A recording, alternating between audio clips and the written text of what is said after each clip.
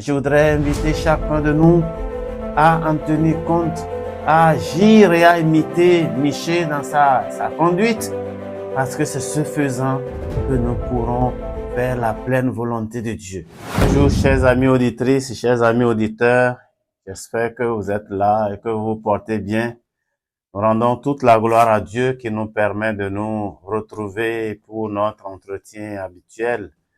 Et en ce jour de grâce, nous voulons vous inviter à lire l'histoire d'un homme, un homme dont le ministère, la conduite simplement nous laisse un exemple à suivre, nous défie parce que quand nous le voyons se comporter, nous nous poserons forcément la question, est-ce que nous sommes en mesure d'agir comme lui?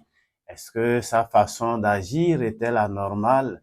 Nous allons essayer de répondre à toutes ces questions et à ces questions et à bien d'autres questions d'ailleurs, et cela nous édifiera certainement. Je vous invite à lire avec moi dans 1 Roi chapitre 22. 1 Roi chapitre 22, nous allons lire à partir du verset 6. L'histoire est un peu longue, on va lire quelques versets. Nous lisons du verset 6 au verset 14. 1 Roi 22, 6 à 14. Le roi d'Israël assembla les prophètes au nombre de 400 et leur dit, irai-je attaquer Ramoth en Galade ou dois-je y renoncer? Et ils répondirent, monte, et le Seigneur la livrera entre les mains du roi. Mais Josaphat dit, n'y a-t-il plus ici aucun prophète de l'Éternel par qui nous puissions le consulter? Le roi d'Israël répondit à Josaphat, il y a encore un homme par qui l'on pourrait consulter l'Éternel, mais je le hais, car il ne me prophétise rien de bon, il ne prophétise que du mal. C'est Michée, fils de Jimla. Et Josaphat dit, que le roi ne parle pas ainsi. Alors le roi d'Israël appela un eunuque et dit, fais venir de suite Michée, fils de Jimla. Le roi d'Israël et Josaphat, roi de Juda, étaient assis chacun sur son trône, revêtus de leurs habits royaux, dans la place à l'entrée de la porte de Samarie. Et tous les prophètes prophétisaient devant eux. Sédécias, fils de Kenana, s'était fait des cornes de fer, et il dit, ainsi parle l'Éternel, avec ces cornes, tu frapperas les Syriens jusqu'à les détruire. Et tous les prophètes prophétisaient de même en disant, monte à Ramoth en Galade, tu auras du succès et l'Éternel la livrera entre les mains du roi. Le messager qui était allé appeler Michée lui parla ainsi. Voici, les prophètes d'un commun accord prophétisent du bien au roi. Que ta parole soit donc comme la parole de chacun d'eux annonce du bien. Michée répondit, l'Éternel est vivant. J'annoncerai ce que l'Éternel me dira. Amen.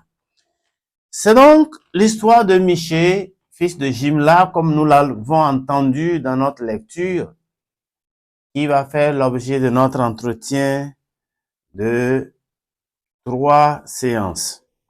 Aujourd'hui, nous allons vous annoncer que le titre général ou le thème général de notre entretien, de notre série, c'est Michée ou la voix de Dieu face à l'injustice et à l'idolâtrie. Michée ou la voix de Dieu face à l'injustice et à l'idolâtrie. C'est un homme dont l'histoire est brièvement relatée dans la Bible.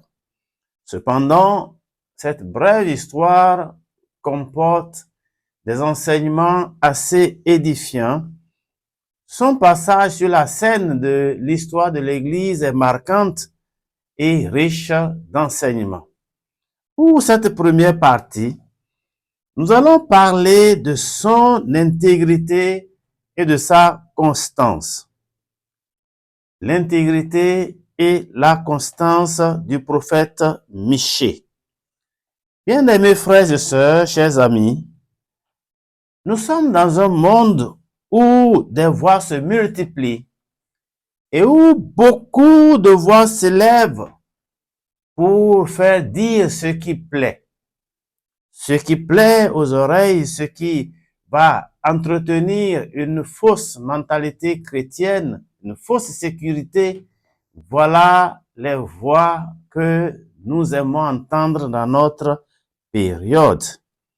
Cependant, quand nous pensons à la figure de Michée, fils de Jimla, nous pouvons le dire, et cela haut et fort, que c'est un ministère qui nous interpelle en tant que chrétiens et en tant que serviteurs de Dieu, qui parlons de la part de Dieu, qui, si vous voulez, prophétisons de la part de Dieu. Frères, sœurs, chers amis, Michée était un prophète connu pour sa constance. Nous l'avons lu tout à l'heure. Le roi a clairement dit, il y a un autre prophète par qui nous pouvons consulter l'Éternel, mais je le hais parce qu'il ne me prophétise que du mal. Le roi Akab même connaissait déjà cet homme comme étant quelqu'un qui n'annonce jamais ce que le roi désire entendre, ce que la majorité désire entendre, mais qui dit toujours la vérité reçue de Dieu et donc confiée pour ses auditeurs. Michée était détesté pour cela. Le roi l'a clairement dit. Il dit, je le hais, car il ne me prophétise rien de bon. Sa réputation était claire. Il ne changeait jamais son message selon les circonstances. Malheureusement, amis auditeurs et chers collègues, nous voyons des messages taillés sur mesure aujourd'hui. On parle parce qu'on sait que cela va plaire à telle personne, cela va faire réjouir, cela va réjouir le cœur de quelqu'un. Sachons une chose, Michée enseignait la volonté de Dieu d'abord. Tout le reste pouvait suivre, mais la volonté de Dieu d'abord. Et aujourd'hui, nous devons travailler, être reconnus pour notre constance dans notre ministère, en tant que pasteur, en tant que chrétien, en tant que responsable à quelque niveau que ce soit. Mais Michée était aussi intègre. C'est la deuxième leçon. Il était intègre face à la majorité. Nous avons lu au verset 6 que le roi avait convoqué 400 prophètes qui, donc, comme un accord, disaient la même chose. Ils tenaient le même langage. Monte en Galade et tu auras le succès. Mais Michée n'est pas allé dans leur sens parce que ce n'était pas le message qu'il avait reçu de Dieu. Son intégrité l'empêchait de flatter les hommes, de flatter le roi.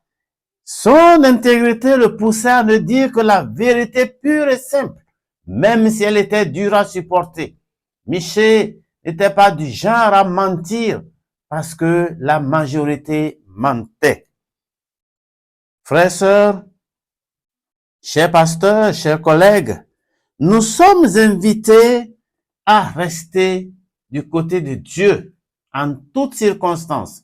Et c'est cela l'intégrité du pasteur dans son ministère. Quand nous sommes à l'école, quand nous sommes au bureau, quand nous sommes partout ailleurs où nous pouvons nous retrouver, battons-nous pour rester du côté de la vérité, parce que le côté de la vérité, c'est le côté de Dieu. Soyons intègres. Et la Bible nous dit clairement dans Exode 23, verset 2, tu ne te mettras pas du côté de la multitude pour faire du mal. Et dans un procès, tu ne déposeras pas tu ne te mettras pas justement, tu ne déposeras pas contre quelqu'un qui a raison parce que le grand nombre le déclare vainqueur, pas vainqueur, mais quelqu'un qui a tort. Voilà. Frères et sœurs, Michée, prophète intègre, malgré la pression. Quand l'envoyé du roi est allé le voir, nous avons lu cela au verset 14, verset 13 et 14. Au verset 13, l'envoyé du roi lui dit, tu parleras comme les autres. Les autres sont 400. Toi, tu es seul. Tu tiendras le même langage qu'eux. Et voici leur langage. Le roi montera à Ramoth en Galade et il aura le succès. Et Michée lui répond, verset 14, l'Éternel est vivant.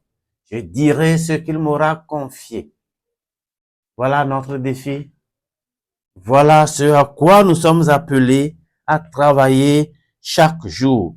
Devant la pression, n'amenons pas notre ministère, notre vie à se conduire comme quelqu'un qui ne sait pas où il va.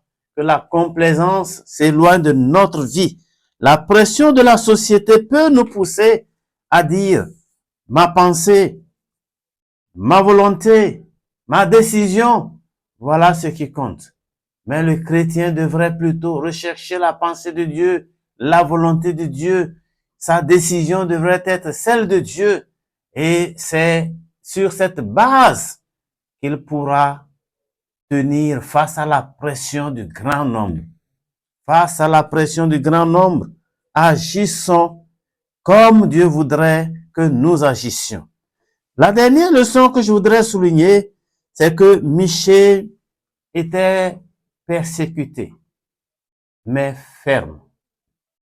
Il est resté ferme devant la persécution. L'histoire raconte qu'il a été giflé. Il a été mis en prison. Et le roi a même ordonné qu'on lui donne du pain d'affliction. Et Michée est resté ferme. Et Michée a dit au roi, si tu reviens de ton expédition à Ramoth en Galade, je ne sers pas le Dieu vivant. C'est qu'il ne m'a pas parlé. Le message que je t'ai transmis, c'est celui qu'il m'avait confié pour toi. Et s'il ne s'accomplit pas, je n'avais pas parlé de sa part. Et à l'issue de ce combat, Akab sera blessé à mort et il rendra l'âme. La vraie intégrité, s'il vous plaît, se lit lorsqu'il y a un prix à payer. C'est lorsqu'il y a un prix à payer que notre vraie intégrité peut se mesurer. Et je voudrais inviter chacun de nous à en tenir compte, à agir et à imiter Michée dans sa conduite, parce que c'est ce faisant que nous pourrons faire la pleine volonté de Dieu. La constance et l'intégrité de Michée, un défi pour les prédicateurs de ce jour, un défi pour les chrétiens de ce jour. Et chacun de nous doit travailler à ressembler à Michée. Je souhaite vivement que notre témoignage soit fidèle et que notre droit à la parole nous soit reconnu, mais que cette parole que nous prenons soit dite telle que reçue de Dieu. Que la majorité ne nous influence jamais. Qu'aucune pression n'arrache notre courage à dire la vérité, que nous puissions rester fermes, même devant la persécution. Que Dieu nous bénisse, qu'il nous fortifie et qu'il donne à chacun de nous d'agir toujours conformément à sa parole, que chaque jour notre vie le glorifie. Amen.